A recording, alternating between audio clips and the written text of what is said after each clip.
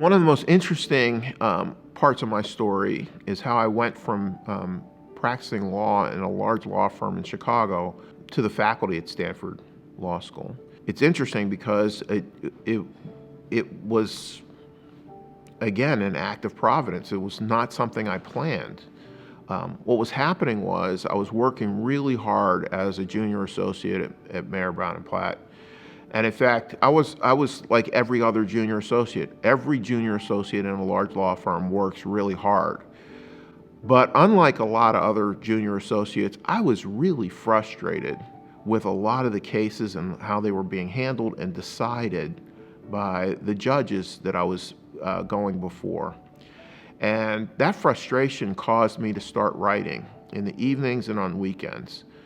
So I started writing law review articles on my own time, things for which I wasn't getting any credit for at work, but I was spending my days from 8 o'clock in the morning until 7, 8, 9, 10 o'clock at night working as a junior associate, and then I would spend the next 2 or 3 hours till midnight working on a law review article and taking a cab home at midnight to get to bed, to get up the next morning and go do it all over again.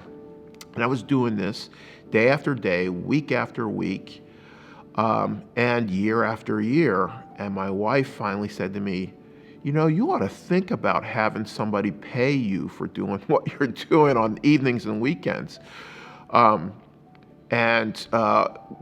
she said that, I didn't understand exactly what she meant by that, but one of my articles got the attention of a faculty member at Marquette University up in Milwaukee, Wisconsin, and so he invited me to come speak to the faculty up there on the subject matter of my article and present my article up there. So I went up there, presented my article to the faculty up there, and I had lunch with the faculty.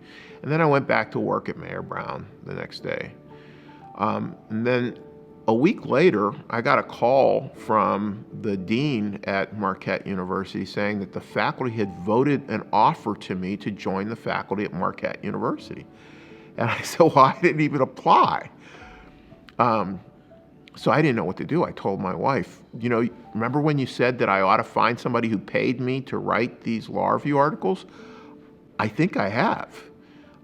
So I told her about it. I said, what should I do? She said, well, talk to the people who told you long ago that you should become a law professor, your own law professors at Northwestern. So I called them up. I called up Randy Barnett, I called up Steve Calabresi, and I called up Dave Van Zandt. And I never forget, Randy Barnett said to me, don't take that offer. And I said, well, shouldn't I even think about it? He said, don't think about it. He said, what you need to think about is that offer is a market signal. And if they're making you an offer now without you even applying for a job, just imagine what's going to happen when you do apply for a job. So he said, just stay in law practice. You've still got a lot to learn. The more you learn, the better you'll be. The better you get, the more attention you'll get from law schools, so that when you are ready to make that jump into academia, you'll be better for it, and you'll get a better offer. So I took his advice, and I worked for a couple more years at Mayer Brown.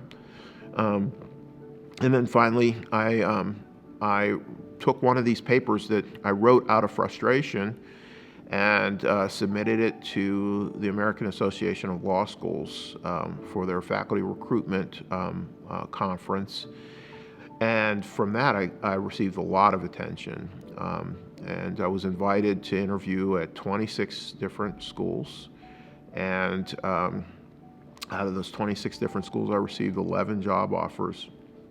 And the very last one was from Stanford. And I told my wife, what do I do about this? We were in Chicago. Her family was in Chicago. I received an offer from Northwestern, where I went to law school.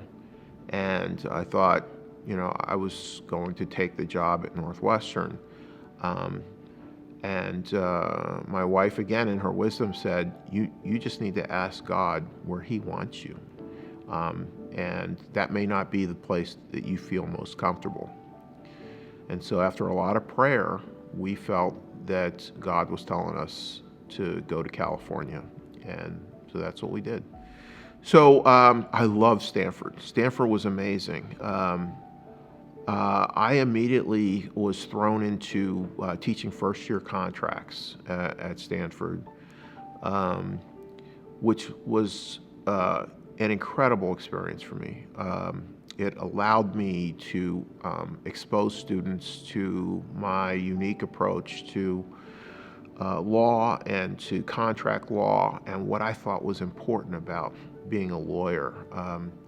The way in which lawyers could actually influence the world. It allowed me to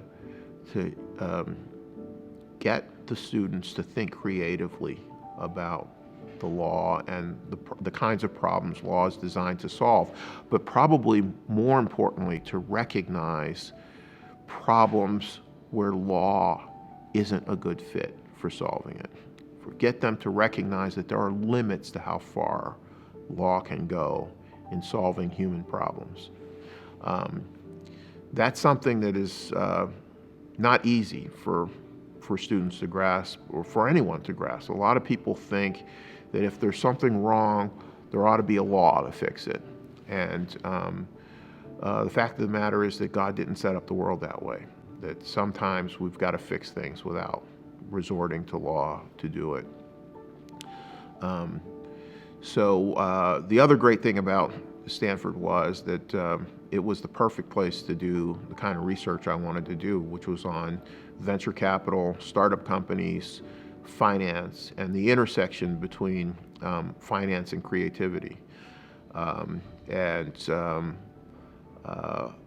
Stanford afforded me access, close access, intimate access to the kinds of venture capital firms on Sand Hill Road in Silicon Valley and the kinds of startup companies that were doing cutting edge things. And so for 22 years, I focused my work on that kind of law, the intersection between law, creativity, and technology and imagination.